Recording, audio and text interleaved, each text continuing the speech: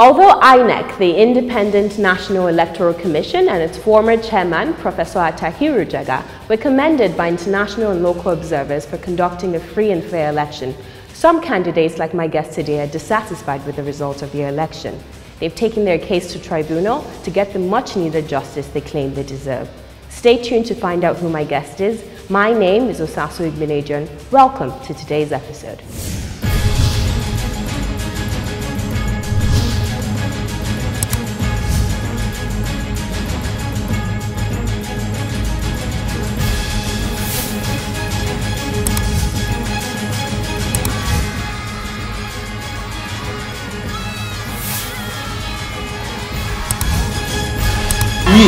If you don't check corruption, there is no way you can make any meaningful leap in life.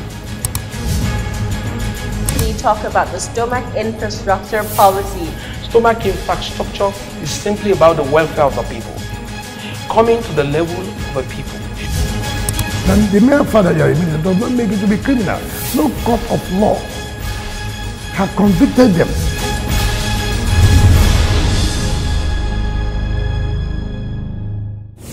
Welcome back to the Osasu Show. Today with me is the APC gubernatorial candidate for River State and former chairman of the Petroleum Resources Committee in the House of Representatives, Honorable Dakuku Peterside. You're welcome to the show, sir. Thank you, Osasu. Sir, can you briefly walk us through the events that occurred on April 11, 2015 that produced His Excellency Governor Nyesom Wike as the incumbent governor of River State? Thank you very much. I like to say that I think the Independent National Electoral Commission did a great job. However, River State appears to be the sore on that great job INEC did. Rivers and perhaps Akwa Ibom and maybe another states. The case of River State is a case where we chose to flout all laws that regulate elections, where we choose to exchange violence for votes. Our case is peculiar and is known globally. The developments in River State on the 11th of April has been condemned by all the international observers who monitor the elections, the US Embassy, the UK High Commission, of course the European Union, and other international observers. But beyond that, what are the issues? One is the fact that elections didn't hold in at least 90% of the locations in River State on the 11th of April. The second thing is that instead of people coming out to cast their votes, people were visited with massive violence. At the end of the day, we had several scores of people dead. Several others were injured. And so many other persons were not lucky. They got their hands chopped off, their ears chopped off. They suffered varying degrees of injury for coming out to exercise their civic responsibility. The third thing that happened is that even in places, the few places where they attempted to conduct elections, they would not come with result sheets at all, in total disregard with the electoral laws. And so you have a situation where people come out to cast their votes, they can't find results, and they resisted them. And in places where they resisted them, they too were visited with violence. The unfortunate thing, and that's the big story, is that there was some degree of conspiracy and collaboration between the security agencies, Independent National Electoral Commission, or their ad hoc personnel, and the People's Democratic Party. So let's go back to INEC. I'm sure you can agree with me that Professor Atahiru Jaga has been tried and trusted, and a lot of international observers have actually commended him for actually executing the first free and fair election in the history of Nigeria. He said, permit me to read, "It was not true that elections did not take place in majority of river states. It was not true that result sheets were manipulated. There was no evidence of malpractice or photocopied result sheets, and no substantive evidence to establish alterations. He went further to clarify, "I am not saying there are no irregularities, but not to the magnitude that has been reported." What's your take on this? My take is straightforward. First is the admission by Professor Jega and INEC that there were massive irregularities in Rivers State. He only said it's being over-exaggerated. The second one is that Jega and INEC cannot truly be a judge in their own case. They were the ones who declared the results and so cannot truly assess the situation. The third one is that Professor Jega was speaking relative to the National Assembly and presidential elections. If you recall what happened, after the presidential elections that never took place in Rivers, there was wide protest in all the streets of Port Harcourt and in many parts of Rivers State. And on the night of 30th of March, Professor Jega said he sent a team of 3 national commissioners to come to Rivers State by 6 p.m. based on petitions he received. They were dispatched to Rivers State by 6 p.m. and by 8 a.m. they were back. They visited INEC office, Port Harcourt. They said they couldn't find photocopy result sheets. And that was not the issue. The issue is that they came with all fake result sheets in the field, whereas they kept the original result sheets in their offices. And so whereas people were required to record the results in the fake result sheets in the field, they had the original in the offices where they recorded results. And so you will not find the fake in the office. It was meant for the field, destroyed at the field, never got to the office. How will you find the fake result sheets in the office when they were in the field? The second thing is the issue of use of card readers. True, he said card readers were not used in Rivers. Was there any time INEC met as a commission and changed the rules? Or are you allowed to change the rules when the game has started? If you're playing a game of football and the game has started, has kicked off, you know that if you carry the ball with your hand, you have committed foul. The game, we have finished playing first half. When it gets to second half, the referee suddenly announces that you can carry the ball with your hands now. How did the rule change? The third one is the issue of violence. You cannot verify violence by coming to INEC office in Port Harcourt by 6 p.m. by his own account, 6 p.m. and leave by 8 a.m. and you establish that there was no violence. So do you believe they weren't thorough enough in investigating? I'm not saying so. I'm simply saying it was not even investigated. There was no such investigation. And I appreciate their circumstance. They love the international accolade. They want to be praised globally. And anything that will be a stain to that international accolade they think they deserve and they want, they will push it aside. If sacrificing Rivers State will make them get a presidential result, they did. But it has far-reaching implications, including the fact that if this is not addressed by next elections, nobody will campaign for vote. We will all go and purchase guns. By next elections, the people will not matter. It won't be about the people. It will be about who has power or violence. We will drift to a hope nation state where might is right. The other implication is that it will be right to kill everybody to come to power.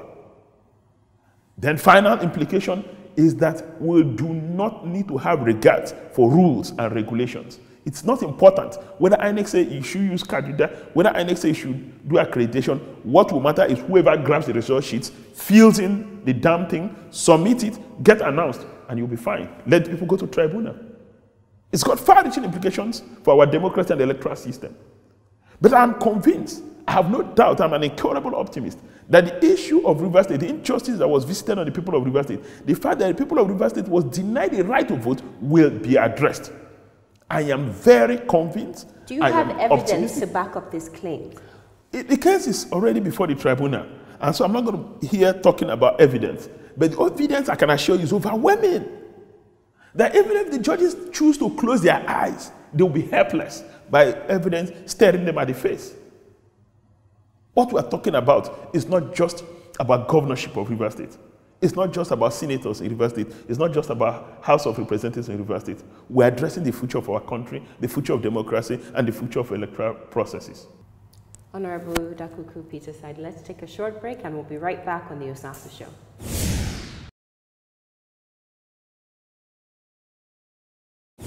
Welcome back to the Osasu Show. We are still talking to the APC gubernatorial candidate and former chairman of the Petroleum Resources Downstream in the House of Representatives. Thank you for sitting tight with us, sir. Before we took a break, we were talking about the electoral violence that allegedly occurred in River States during the gubernatorial elections. And we also talked about the ongoing issue in the tribunal between Honorable Dakuku Peterside and His Excellency, the incumbent governor of River States, Barrister Nyesom Wike. Sir, when we had His Excellency on the show, he categorically said that no one in River States lost their lives due to electoral violence, but as a result of cult-related issues that has been ongoing in the state. What is your response to this? Well, I hope Nyesom Wike is not quoted out of context, but if he said so, it's unfortunate. We can't toy with people's life. Beyond the splendor of office, something more important is life. We didn't create life. We can't give life, and we shouldn't take life. I don't think anybody should toy with people's life. Clever, the APC youth leader, was killed on the day of elections. Why was Clever killed? Chief Adube was killed just before the elections. Chief Adube is in court. He's a traditional ruler, a revered traditional ruler. I've read police reports which identify all the persons who were killed on election day. Recall that I went to Okrika to campaign. It was televised live on television. And they opened fire on over 10,000 persons in a campaign rally in Okrika, the home of the former First Lady, Mrs. President Jonathan. I go and tell Nigerian people that nothing occurred in Okrika. Everything was right in Okrika. Everybody saw bullets being rained on me. Before national television, a channel reporter was almost killed, shot at, his camera destroyed, their OB van destroyed. It will be the greatest disservice we'll do to our people and dishonor to lives of those, dishonor to families of those who lost their lives during the elections. May their souls rest in perfect peace. Let's talk about the petroleum industry bill. You were one of the advocates for that when you were in the House of Representatives. So do you still hold this point of view, and why so? Yes, on the petroleum industry bill, I've been consistent that because for today, we are a monoproduct economy. I've always been an advocate of diversification, but the reality is that today we are a monoproduct economy. And that if we don't manage this natural resource we have, we're heading for doom and disaster. And it's not in our best interest.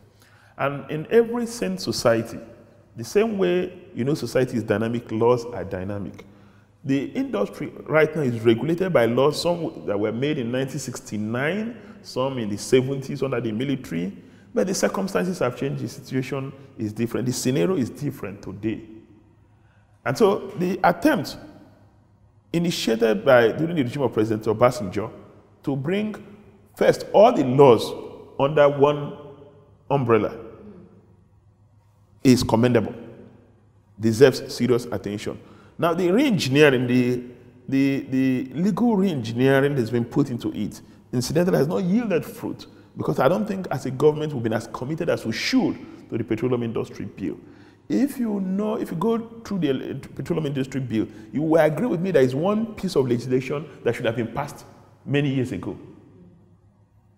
But today, we're still toying with something that is very important, very germane to the very mainstay of our economy. And the resultant effect is seen all over. So I'm an advocate of petroleum industry bill.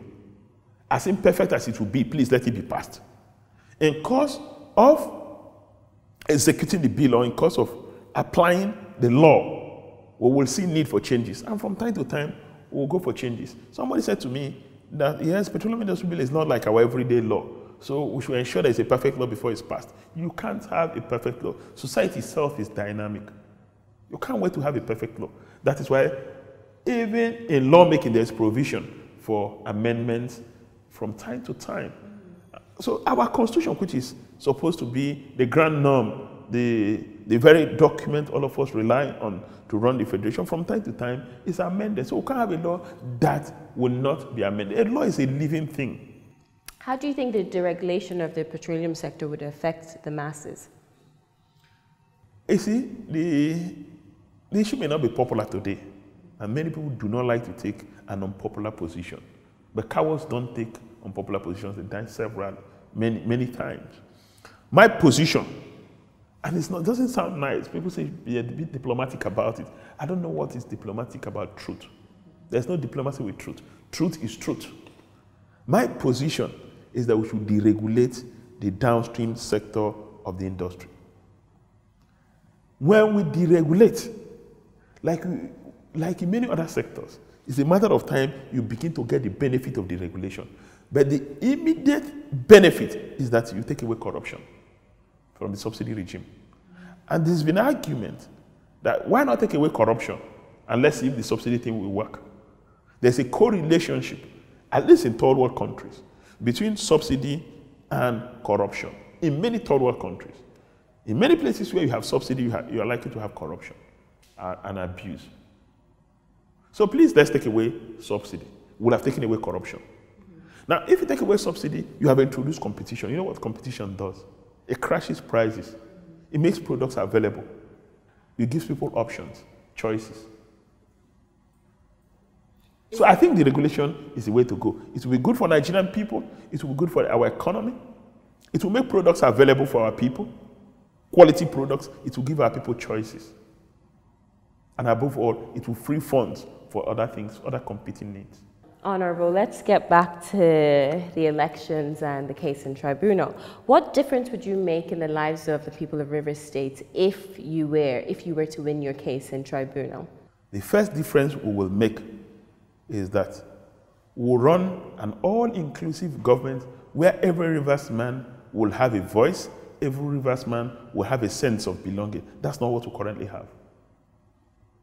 The second thing is that we'll put Rivers State back on the era of prosperity.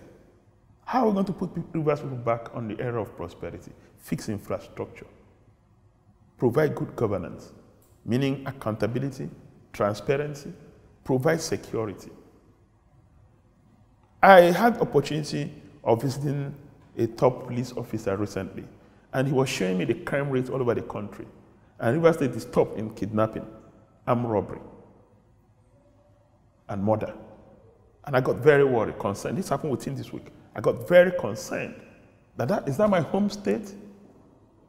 I've always said security will be my #1 priority. Second priority, education. Give our people education. You've given them everything. Take away ignorance. Then they can live their lives. They can make a meaning out of their life. And I say give them infrastructure. Give them the right environment. They will thrive. They will flourish. We want Rivers people to flourish. If I have opportunity of serving Rivers State, which I believe I will have in no distant time, Rivers people will flourish again. Rivers State will become the point of reference in the country. It will be the pride of Africa. I'm not talking about pride of Nigeria.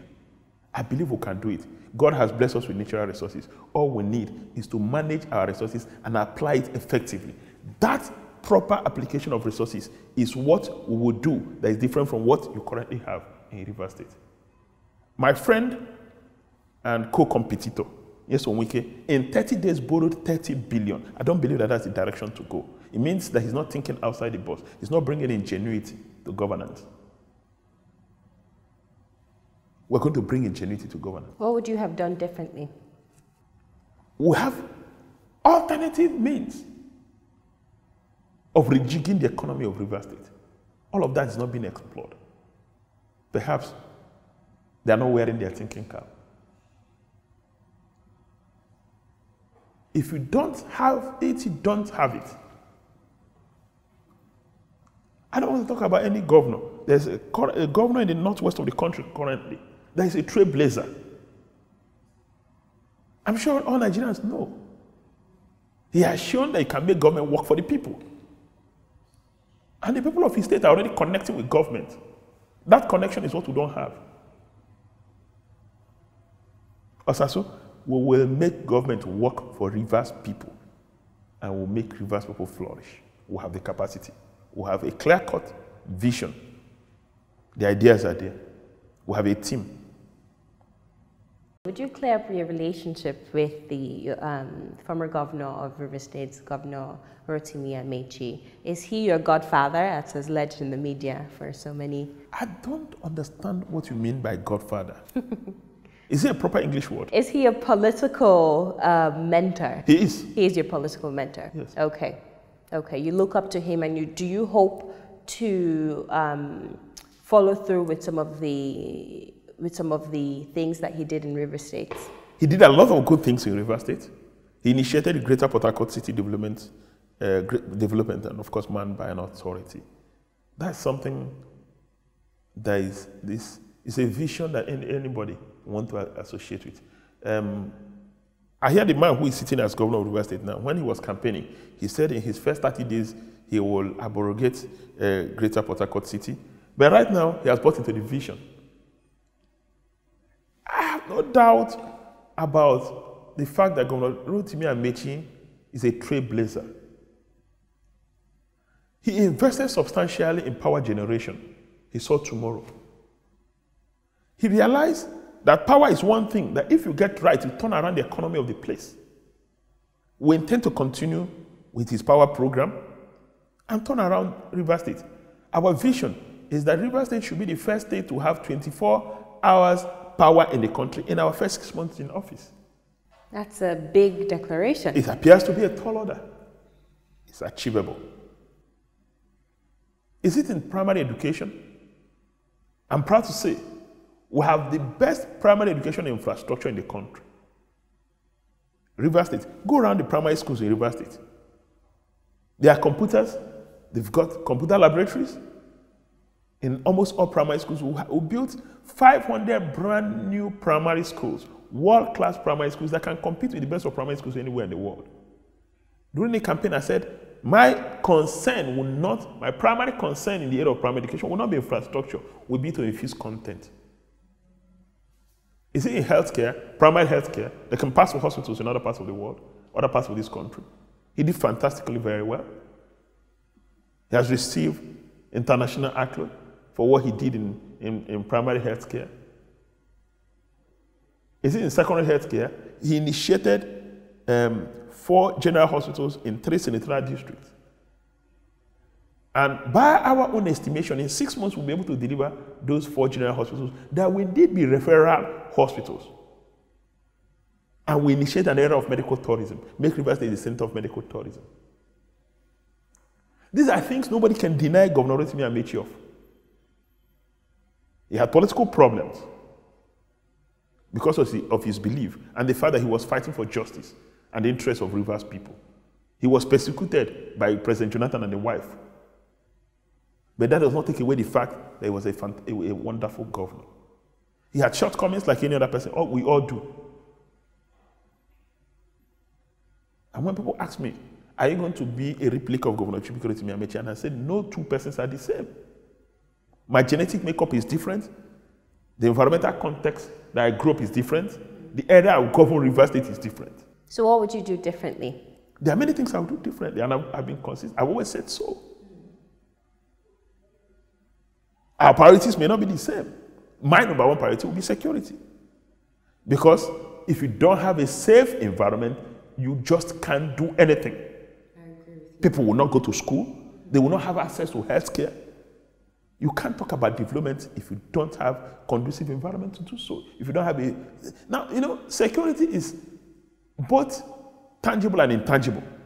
The people must have a feeling that the environment is secure. Not just that the environment should be secure. Let them also have a feeling that the environment is secure. Yeah, I agree with you. I agree with you. It's important. Mm-hmm. Unfortunately, Honorable, we've run out of time. Do you have any final word to the viewers? Well, the final word is that Nigerians should remain hopeful. We're a great country. A great future lays ahead of us, but we have a role to play. Part of our role, condemn evil wherever you see one. Stand up for justice when you need to stand up for justice.